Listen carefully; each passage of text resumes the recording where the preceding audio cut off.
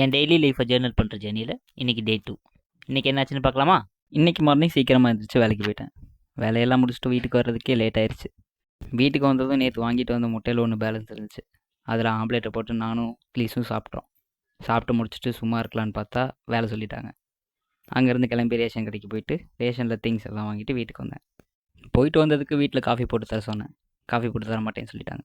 நானே போய் பாலெலாம் வாங்கிட்டு வந்து காஃபியை போட்டு என் ஸ்பாட்டுக்கு எடுத்துகிட்டு போயிட்டேன். பாஸ்ட் இயர்ஸில் நான் அதிக நாள் தனிமையிலேயே தான் இருந்திருக்கேன். இப்போல்லாம் என் ஃப்ரெண்ட்ஸ் கூட சேர்ந்து எங்கேயாச்சும் போக நானே ட்ரை பண்ணுறேன். சும்மா இருந்தால் எதாவது யோசிச்சுட்டே இருப்போன்னு கிளம்பி என் ஃப்ரெண்ட்ஸை பார்க்க போயிட்டேன். அங்கே போனால் எல்லோரும் ஷட்டில் விளையாடலன்னு சொன்னாங்க. என் லெவலுக்கு யாரும் விளையாடல. இருந்தாலும் எல்லோரையும் அடித்து தும்சம் பண்ணி விட்டேன். இவங்களோட இருக்கும்போது என் பாஸ்ட்டை பற்றி நான் யோசிக்கிறதே இல்லை. இவங்களோட ஜாலியாக கொஞ்சம் நேரம் விளையாடிட்டு எங்கேயாச்சும் வெளியே போகலான்னு கிளம்பிட்டோம். வெளியே போய் அங்கே இங்கேயே சுற்றிட்டு வீட்டுக்கு வரலான்னு பார்த்தா தலைவர் படம் ரீரிலீஸ் பண்ணியிருந்தாங்க. அதை எப்படி மிஸ் பண்ணுறது? எல்லோரும் கிளம்பி மெர்சல் படத்துக்கு போயிட்டோம். அங்கே போனால் 10 மணி ஷோக்கு நாங்கள் போனதே 10:05க்கு. லைனில் நின்று டிக்கெட் வாங்கி தலைவரை பார்க்குறப்பா போதும் போதும்னு ஆயிடுச்சு. அப்புறம் என்ன, எல்லோரும் சேர்ந்து தலைவர் படத்தை ஜாலியாக என்ஜாய் பண்ணிவிட்டு வீட்டுக்கு போயிட்டோம். இன்றைக்கி இவ்வளோதான்.